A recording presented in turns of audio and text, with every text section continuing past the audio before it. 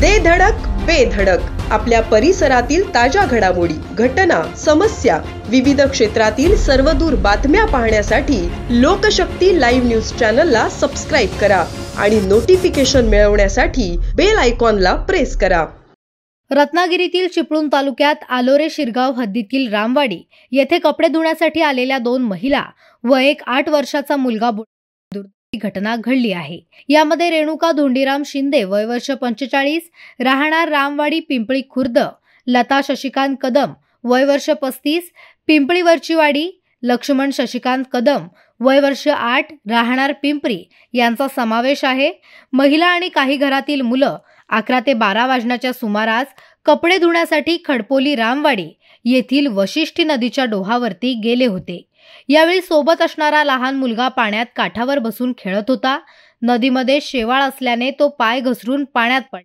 त्याला वाचवण्यासाठी त्याची आई लता कदम या पाण्यात गेल्या असता त्यांना देखील पाण्याचा अंदाज न आल्याने त्या पाण्यात बुडल्या। त्यावेळी त्यांची आत्या रेणुका शिंदे या असलेल्या दोघांना वाचवण्यासाठी पाण्यात उतरल्या आणि त्याही पाण्यात बुडायला लागल्या।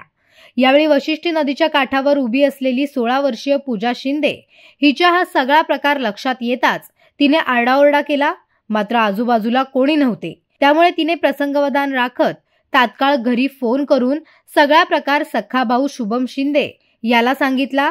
त्यावेळी तिचा भाऊ व मावस भाऊ घटनास्थळी दाखल झाले, मात्र तोवर उशीर झाला होता। या घटनेत पूजा धोंडीराम शिंदे ही या घटनेची प्रत्यक्षदर्शी साक्षीदार ठरली। सुदैवाने ती पाण्यात न गेल्याने सुखरूप बचावली। त्यानंतर दोन्ही भावांनी मिळून व्यक्तींना पाण्याबाहेर काढलं व घटनेची माहिती तात्काळ पोलिसांना देण्यात आली। चिपळूणचे पोलीस उपविभागीय अधिकारी राजेंद्र राजमाने आणि एलोरे पोलीस ठाणे पोलिसांकडून घटनास्थळाचा पंचनामा करून कार्यवाही करण्यात आली। लोकशक्ती लाईव्हसाठी न्यूज ब्युरो, रत्नागिरी। अशाच सच्चाई दर्शवणाऱ्या बातम्या पाहण्यासाठी लोकशक्ती लाईव्ह न्यूज चॅनलला लाईक करा, शेअर करा आणि सबस्क्राईब करा।